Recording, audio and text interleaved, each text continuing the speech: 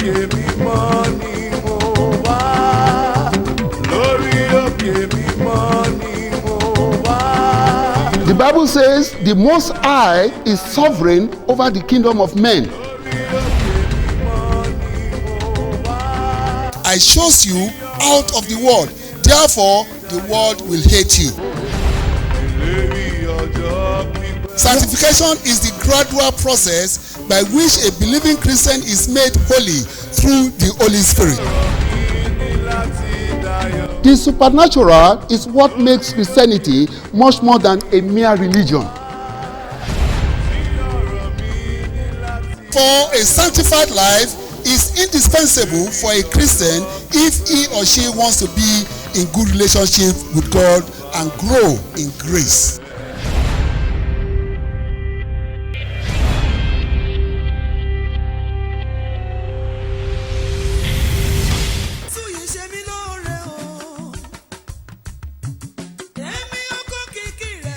The primates, prelates, ministers, and entire members of the Church of the Lord worldwide invites the general public to the year 2021 Restoration Night Grand Finale. Date is the 30th of April 2021. Time 6 p.m. till dawn. Venue Victory Night Ground, Kilometer 60, Lagos Ibadan Expressway, Ogere Remo, Ogun State, Nigeria. Ministering His Holiness the Most Reverend Dr. Rufus Okikiola Oshitelu, the primate of the Church of the Lord worldwide, and all other anointed men of God. Jesus is Lord. Viewers from all over the world, wherever you are watching us, wherever you are watching this program, you are welcome to the Voice of Victory, the media outreach of the Church of the Lord worldwide. Níbikíbi tí ẹ bá ti ń wò wá tí ẹ ti ń gbọ́ wa lọ́wọ́lọ́wọ́ yìí ẹ ń gbọ́ wa láti ilé-iṣẹ́ ti bàbá wa olórí àlùfáà láti Ògèrè. I welcome you specially because we have just started a new year, a new beginning, a new orientation. Bàbá wa ń kí yín ní pàtàkì jùlọ nítorí pé a ṣẹ̀ bẹ̀rẹ̀ ọdún tuntun, a bẹ̀rẹ̀ ohun ọ̀tun. So, let us pray. Ẹ jẹ́ kí a gbàdúrà. Father Almighty, we thank you for this opportunity. Bàbá wa a yìn ín lógo fún àǹfààní tí ẹ fi fún wa yìí. As your people are listening to your word, Bí àwọn ènìyàn rẹ ti ń gbọ́ ọ̀rọ̀ rẹ yìí, Father, grant unto them listening ears and discerning hearts. Bàbá a gbàdúrà kí ẹ fún wọn ní etí gbọ́ àti àyà ìgbàṣe. And let your word be fruitful in their heart, Kí ọ̀rọ̀ rẹ kí ó sì mú èso rere jáde nínú ayé wọn. so that at the end of age, in this sinful world, they shall be told, come into the kingdom of your Father. Ní ìkẹyìn ọjọ́ ní ẹ̀yìn ayé yìí kí wọ́n lè gba káàbọ̀ ọmọ ọ̀dọ̀ rere. May the words of my mouth and the meditation of my heart be acceptable in thy sight, my Lord and my Redeemer, now and forevermore. Jẹ́ kí ọ̀rọ̀ ẹnu mi àti ìsàrò ọkàn mi kí ó ṣe ìtẹ́wọ́gbà ní ojú rẹ Ọlọ́run alágbára. Amen. Amen. Amen. Amen. Amen. In Amen. Jesus' name. People of God, Ẹ̀yin àyànfẹ́ Ọlọ́run, the theme of this message is the joy of the Lord. àkórí ọ̀rọ̀ tí a fẹ́ gbọ́ yìí òun náà ni ayọ̀ Ọlọ́run. Let us pray. Ẹ jẹ́ kí a gbàdúrà. Father Almighty, we thank you for the grace that you have given unto us today. Bàbá wa ọ̀run, a dúpẹ́ fún oore ọ̀fẹ́ tí ẹ fi fún wa lónìí. We thank you for bringing us before your presence. A dúpẹ́ fún àǹfààní tí ẹ fi fún wa láti wá síwájú yín. We thank you for the grace to feed at your feet. A dúpẹ́ fún àǹfààní láti jẹ lábẹ́ ẹsẹ̀ yín. Lord, come and speak unto your people, Ọlọ́run wa, ẹ wá bá àwa ènìyàn rẹ sọ̀rọ̀. and let your word germinate in their heart Kí ọ̀rọ̀ rẹ kí ó sì hù nínú ayé wa. and bring forth good fruits in them, Kí ó sì mú èso rere jáde nínú ayé wa. that they may be the doers of your word. Kí a lè jẹ́ olùṣe ọ̀rọ̀ rẹ. May the words of my mouth and the meditation of my heart be acceptable in thy sight, my Lord and my Redeemer. Kí ọ̀rọ̀ ẹnu wa àti ìṣẹ̀rọ ọkàn wa kí ó ṣe ìtẹ́wọ́gbà ní ojú rẹ, Olúwa agbára wa àti olùdáǹdè wa. Amen. Amen. Praise the Lord. Hallelujah. Praise the Lord. Hallelujah. Praise the living Jesus. Hallelujah. People of God, Ẹ̀yin àyànfẹ́ Ọlọ́run. according to the book of Galatians chapter 5 verse 22, the fruit of the Spirit is the spontaneous work of the Holy Spirit. àwọn èso ẹ̀mí ó jẹ́ iṣẹ́ tí ẹ̀mí mímọ́ ń ṣe. The Holy Spirit produces these character qualities that are found in the nature of Christ Jesus. Ẹ̀mí mímọ́ ṣe àṣepé èso tí ẹ̀mí yìí gẹ́gẹ́ bí a ti rí nínú ìgbé ayé Jésù Kristi. And one of the fruits of the Holy Spirit is divine joy. Ọ̀kan lára èso tí ẹ̀mí òun náà ni ayọ̀ láti òkè wá. Divine joy is the joy of the Lord. Àní ayọ̀ láti òkè wá yìí òun ni ayọ̀ ti Ọlọ́run. So if we want the fruits of the Spirit to grow in us, Tí a bá wá fẹ́ kí èso ẹ̀mí kí ó máa dàgbà nínú wa, we must get to know Christ Jesus. a ní láti mọ Jésù Kristi. We must have intimate connections with Him. A ní láti súnmọ́ pẹ́kípẹ́kí kí a mọ̀ dájúdájú. And when the Holy Spirit fully controls your life, Nígbà tí ẹ̀mí mímọ́ bá wá ń ṣàkóso ayé ènìyàn, as a true believer in Christ, gẹ́gẹ́ bí onígbàgbọ́ tòótọ́ nínú Kristi, that Spirit will produce all the grace that you need. ẹ̀mí mímọ́ yìí yóò wá fún wa ní gbogbo orí ọ̀fẹ́ tí a nílò. As listed in Galatians chapter 5, verses 22 Gẹ́gẹ́ to bí 23. àkọsílẹ̀ rẹ̀ ti wà nínú ìwé Gálátíà orí ìkarùn-ún ẹsẹ̀ ìkejìlélógún àti ìkẹtàlélógún. People of God, Ẹ̀yin àyànfẹ́ Ọlọ́run. the Holy Spirit removes abrasive qualities from us, Ẹ̀mí mímọ́ ó mú àwọn ohun tí kò tọ́ wọ̀nyí kúrò nínú ayé wa. such like harsh or angry feelings, Gẹ́gẹ́ bí irú àwọn ìwà líle tàbí kí èèyàn máa bínú. from the character of anyone who is under the Holy Spirit's control. Fún ẹnikẹ́ni tí ó bá ti wà lábẹ́ ìṣàkóso ti ẹ̀mí mímọ́. Let us listen to the definition of divine joy. Ẹ wá jẹ́ kí á tẹ́tí sílẹ̀ sí ìtumọ̀ ayọ̀ láti òkè wá. What is divine joy? Kí ni à ń pè ní ayọ̀ láti òkè wá? Divine joy, first of all, is of God. Ayọ̀ láti òkè wá ní kúkúrú èdè láti ọ̀dọ̀ Ọlọ́run wá ni. It is the joy that God provides. Ayọ̀ èyí tí Ọlọ́run tìkára rẹ̀ ṣe fún ni. It can be defined as a deep emotion of gladness that causes delight.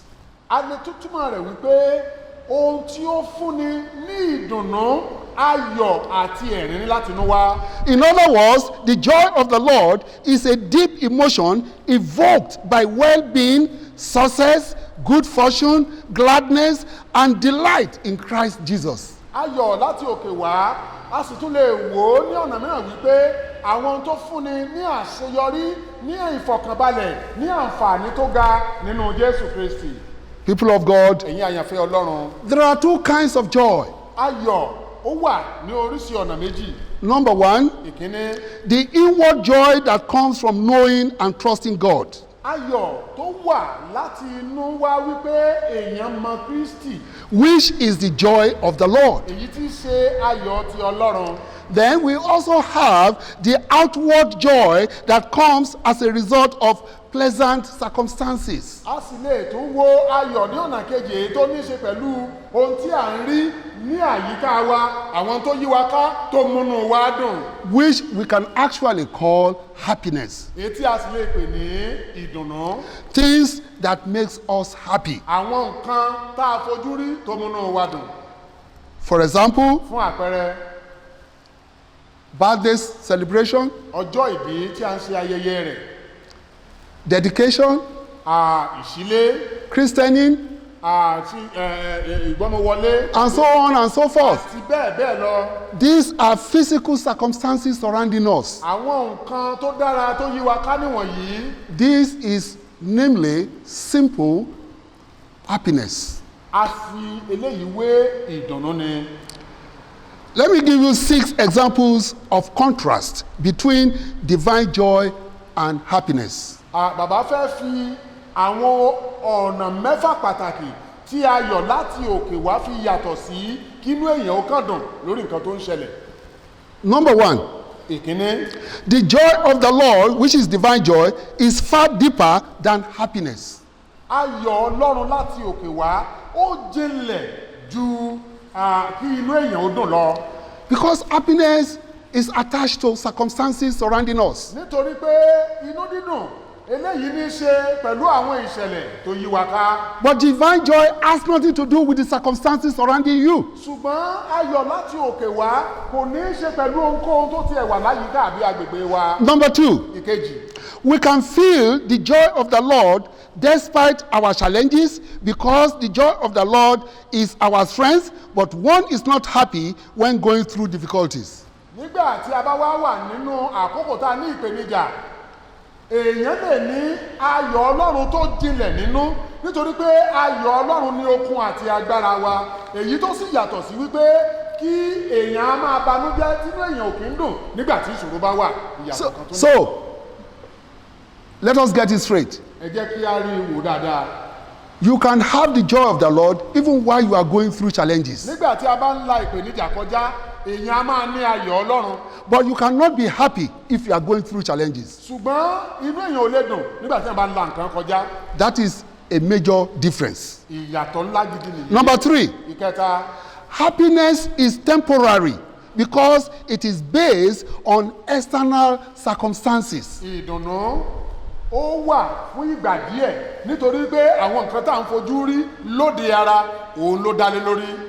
But the joy of the Lord is lasting, is forever because it is based on God's presence with us. Ayọ̀ ọlọ́run ó jẹ́ ohun tó jinlẹ̀ èyí tó sì wà títí láéláé nítorí pé kì í ṣe lóde ara láti inú wá ni nínú Kristi sì ni pẹ̀lú. For example, fún àpẹẹrẹ, you can be happy because you are celebrating the birthday, your own birthday or the birthday of your loved ones. inú ènìyàn lè dùn nígbà tí a bá ń ṣe ọjọ́ ìbí ara ẹni tàbí ti ẹnìkan tí a fẹ́ràn láyìíká wa At that particular time. nírú àkókò bẹ́ẹ̀ náà ẹ̀wẹ̀. So you will see that it is depending on the external circumstances surrounding you. ẹ rí i wípé àwọn nǹkan tó ń ṣẹlẹ̀ lọ́wọ́lọ́wọ́ láyìíká wa òun ló múnú wa dùn lákòókò. Few weeks later, láàárín ọjọ́ díẹ̀ you may become unhappy because of the challenges that you are facing. inú èèyàn lè bàjẹ́ nítorí àwọn nǹkan tá à ń là kọjá.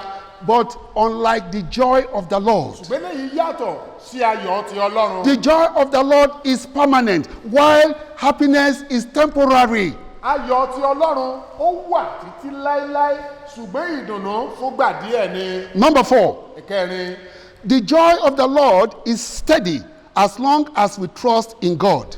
ayọ̀ ti Ọlọ́run ó wà síbẹ̀ bí àwa náà ti ń wà pẹ̀lú Ọlọ́run síwájú sí i. But happiness is unpredictable ṣùgbọ́n ìdùnnú kò tiẹ̀ ní ìgbà kan pẹ̀lú èèyàn. because you don't know when your wife is going to give birth, you don't know when you are going to dedicate that house, you don't know when you are going to do this or do that. nítorí pé èyí ò mọ̀ ìgbà tí ìyàwó lè bímọ tàbí tí a lè ṣe ìsílé tàbí tí a lè ra ọkọ̀ tàbí tí a lè ṣe ohun tó dára ayọ̀ àmì ìdùnnú kò. All you can know or have an idea is maybe next year or year after, but you cannot say exact date. ṣùgbọ́n èyí kàn ní máa wò wípé títí oṣù tó ń bọ̀ títí ìparí ọdún tàbí lọ́dún tó ń bọ̀ kò dúró sójú kan. But the joy of the Lord is permanent, is steady as long as we put our trust in God. ṣùgbọ́n ayọ̀ ti Ọlọ́run ó wà títí láéláé ó wà síbẹ̀ kì í yẹ̀ kò láǹdín ní ọjọ́ kan ó wà títí ayérayé ni. Number 5, ìkarùn-ún, the joy of the Lord defeats discouragement, but happiness covers it up. nígbà tí èèyàn bá ní ayọ̀ Ọlọ́run gbogbo àwọn ìjákulẹ̀ tàbí àìní ìgboyà tàbí àìní ìlọsíwájú gbogbo nǹkan wọ̀nyí ní ayọ̀ Ọlọ́run máa ń gbèyàn borí nígbà tí ìdùnnú tí ó wà síwájú sí i. For example, fún àpẹẹrẹ, somebody may be going through one challenge or the other, ẹnìkan lè máa la ìpèníjà kan kọjá tàbí òmíràn. but when the friends come, they go and party, drink, do whatever they want to make themselves happy. àwọn ọ̀rẹ́ sì lè wá ẹ jẹ́ kí a lọ ṣe fàájì ká jẹ ká mu wọn á lọ ṣe ilé ijó. So in that period, he forgets about his troubles, about his challenges. irú àkókò náà tó bá àwọn ọ̀rẹ́ lọ jẹ lọ mu ó ṣeéṣe kó gbàgbé àwọn ìṣòro tó ní kó jẹ nínú jíjẹ mímu. But after drinking, after sleeping over, when he wakes up the following day, he still finds himself in that very situation that he thought is gone. nígbà tí ó bá jẹ tó mu tán lẹ́yìn ìgbà díẹ̀ tó sùn tó jí á tún padà sínú ìbànújẹ́ tó wà kó tó di pé wọ́n mú un lọ láti lọ́ọ́ jẹ lọ́ọ́ mú un. Because happiness only covers up disappointments, covers up discouragements, covers up challenges, but it's not a solution to the challenges that you are facing. ṣùgbọ́n kí ènìyàn ní ayọ̀ ní àwọn àkókò kan ó kàn lè mú kí èèyàn gbàgbé fúngbà díẹ̀ ni kò í ṣe wípé ọ̀nà àbáyọ sí nǹkan yìí pátápátá. The joy of the Lord is the only thing that can actually take you through. Ayọ̀ Ọlọ́run òun náà ní ọ̀nà kan gbòógì tó lè mú wa la gbogbo nǹkan wọ̀nyí já. Number 6, last but not the least, Kẹfà tí kò kéré jù. the satisfaction or happiness derived from materialistic sources can never come close to the abundance of gladness which is divine joy in knowing and in trusting in God's presence. Ní mímọ̀ Ọlọ́run tàbí wíwà nínú Ọlọ́run, ayọ̀ àti ìbùkún tí ènìyàn lè rí kò ṣeé fi ẹnu sọ nígbà tí èèyàn bá wà nínú Ọlọ́run. So everlasting joy, divine joy is not comparable to circumstantial happiness. Ayọ̀ nínú Ọlọ́run kò ṣeé fi wé ìdùnnú tí ènìyàn ní fún àwọn àkókò kan. According to the book of Psalms, Psalm 16 verse 9, Gẹ́gẹ́ bí a ti rí kà nínú òwe Sáàmù orí ìkẹrìndínlógún ẹsẹ̀ ìkẹsàn-án. the Bible says King David's heart was glad because he had found the secret to divine joy. Not to happiness, to divine joy. Bíbélì ṣe àkọsílẹ̀ rẹ̀ wípé inú onísáàmù dùn nítorí wípé ó ní ìdánilójú ayọ̀ tí ó ní kì í ṣe ìdùnnú nìkan o, ayọ̀ tí ó ní nínú Ọlọ́run. As we also contemplate, that is, as we continue to reflect God's daily presence in our lives, we shall find contentment. Nígbà tí a bá wá bẹ̀rẹ̀ sí ní wo ohun tí Ọlọ́run ṣe nínú ayé wa ní gbogbo ìgbà, a ó máa ní ayọ̀ ìtẹ́lọ́rùn.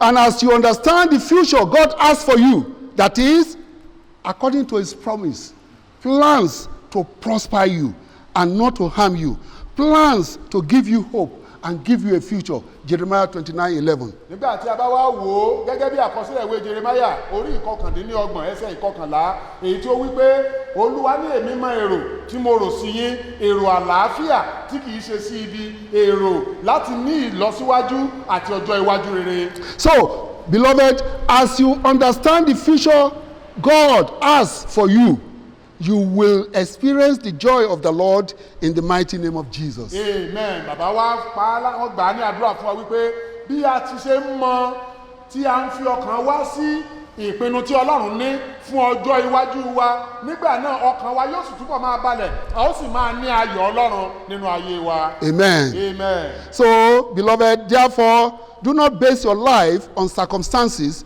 but on Christ Jesus. Nítorí náà, ẹ̀yin àyànfẹ́, ẹ má jẹ́ kí a fi ìgbé ayé wa sí àwọn nǹkan tí à ń rí ní àwọn sáà kan tàbí àkókò kan, ṣùgbọ́n kí a fi ìgbé ayé wa sínú Kristi.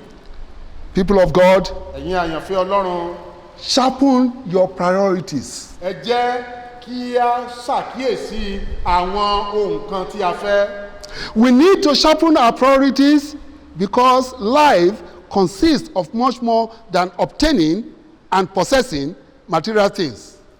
Ìgbé ayé tí a wà yìí, a nílò láti ṣàkíyèsí àwọn nǹkan tí a fẹ́ nítorí pé ìgbé ayé wa yìí ó kún fún onírúurú àwọn nǹkan tí a nílò àti àwọn nǹkan tí a fẹ́. God wants us to enjoy a full, complete, and balanced life. Ọlọ́run fẹ́ kí a ní ìbùkún lẹ́kùnrẹ́rẹ́, èyí tó pé àti èyí tó dúró déédéé. He has made provisions through his word for us, through the Holy Scriptures. God has made provisions for every one of us. Ọlọ́run ti ṣètò fún ẹnì kọ̀ọ̀kan wa nínú ọ̀rọ̀ rẹ̀ èyí tí a kọ sílẹ̀ nínú ìwé mímọ́. God has also promised to fulfill and supply our every need in life. Ọlọ́run sì ti ṣèlérí láti mú wá sí ìmúṣẹ àwọn ohun tí ó ti ṣe ìlérí fún wa, àwọn ìlérí rẹ̀ lẹ́kùnrẹ́rẹ́. He has promised to fulfill our heart desires in life. Ó sì ti ṣèlérí láti fún wa ní àwọn èròǹgbà ọkàn wa nínú ayé yìí. But he wants us to keep our priorities straight and very clear. Ó wá fẹ́ kí a kíyèsí àwọn nǹkan tí a fi ọkàn wa lé tí a fẹ́ jù nínú ayé yìí. And that is why he told us in the book of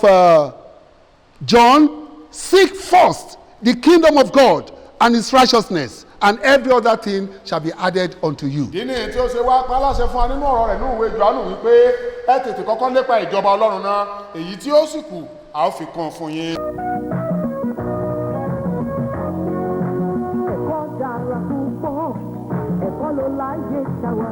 Religious plus education. Yes, that is education in totality. For a child to have a taste of modern world, he or she must grab knowledge from a great citadel of learning. Oshitelu Memorial Nursery and Primary School, Ogireremo, Ogun State, the Church of the Lord College, Ogireremo, Ogun State, Aladura Comprehensive High School, Antony Village, Lagos, Reverend Emmanuel Oyedele Ashamu, Nursery and Primary School, Antony Village, Lagos, Oshitelu Memorial Nursery and Primary School, Ayede, Ekiti, and Aladura Theological Institute, Ogireremo, Ogun State, and Antony Village, Lagos, Nigeria.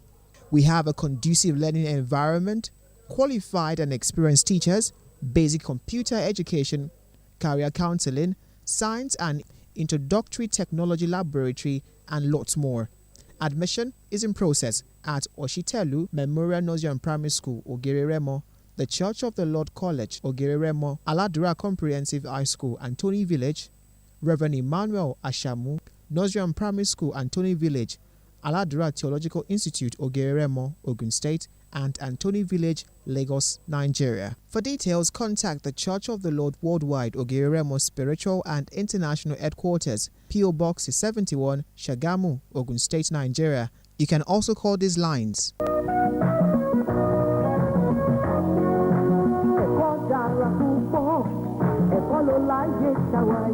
Aladura groups of schools cater for the yearnings of modern education. In that way, with all his promises and priorities in balanced application to our lives. Nítorí èyí, àwọn ìlérí Ọlọ́run àti àwọn nǹkan tí a fẹ́ lẹ́kùnrẹ́rẹ́ àti ní pípé eléyìí ni ó mú ìgbé ayé wa pegede. Matthew chapter 6 verse 33, it says, and not all some things, God did not say some things. And all these things, all the things that you want in life, all the good things that you need in life, that you don't even know, he says, I shall add them unto you. Nínú ìwé Matthew orí ìkẹfà ẹsẹ̀ ìkẹtàléníọgbọ̀n ó wá sọ wípé àti gbogbo àwọn nǹkan wọ̀nyí èyí tó túmọ̀ sí wípé àwọn èyí tí àwa gan ti rò tí a nílò àti èyí tí a kò mọ̀ Ọlọ́run ṣetán láti fi gbogbo ohun tí ó dára wọ̀nyí.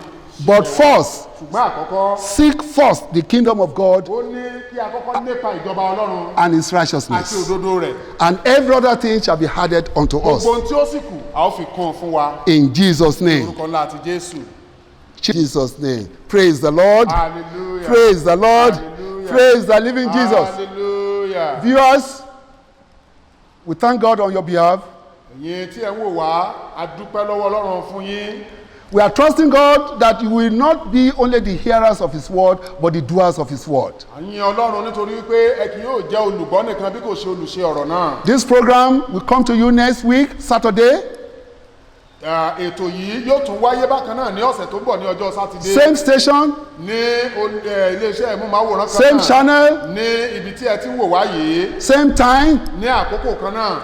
As you continue to listen to the word of God, Bí a ti ń tẹ̀síwájú láti máa gbọ́ ọ̀rọ̀ Ọlọ́run. the Lord will bless you Olúwa yóò bùkún fún yín. in the mighty name of Ní Jesus. orúkọ ńlá ti Jésù. You will see these numbers going below your television or wherever you are watching us. These are your numbers for special prayers and counseling. You can call on those numbers. Tí ó ń kọjá lọ lábẹ́lábẹ́ bí ẹ ṣe ń wò ó yìí, àwọn nọ́mbà wọ̀nyí lé a lè pè fún ìgbaninímọ̀ràn àti àdúrà. Call these numbers for your testimonies. Ẹ jẹ́ kí a pe àwọn nọ́mbà wọ̀nyí fún ẹ̀rí rere tí a ní. Call these numbers for your intercessory prayers. Ẹ pe àwọn nọ́mbà wọ̀nyí fún àgbàyọrí àdúrà. Call these numbers for your counseling needs. Bẹ́ẹ̀ ni kí ẹ sì pe àwọn nọ́mbà wọ̀nyí fún ìgbaniníyànjú. And the Lord will continue to abide with you, Ọlọ́run yóò sì wà pẹ̀lú yín. protect you, Yóò dáàbò bò yín. preserve you, Yóò pa yín mọ́. and satisfy all your needs in Jesus' name. Yóò sì bùkún fún yín lẹ́kùnrẹ́rẹ́. See you next week. Bye-bye. God bless you. Remain blessed. Remain safe and remain blessed in Jesus' name. Yes, di alábùkún fún lórúkọ Jésù. Jésù yìí ṣe mí lóore o. The primate, prelates, ministers, and entire members of the Church of the Lord Worldwide invites the general public to the year 2021 Restoration Night Grand Finale. Date is the 30th of April 2021. Time 6 p.m. till dawn. Venue Victory Night Ground, Kilometer 60, Lagos Ibadan Expressway, Ogere Remo, Ogun State, Nigeria. Ministering His Holiness the Most Reverend Dr. Rufus Okikiola Oshitelu, the primate of the Church of the Lord Worldwide, and all other anointed men of God. Jesus is Lord. We are serving the Lord of miracles. We know, yes, we know. We are serving the Lord.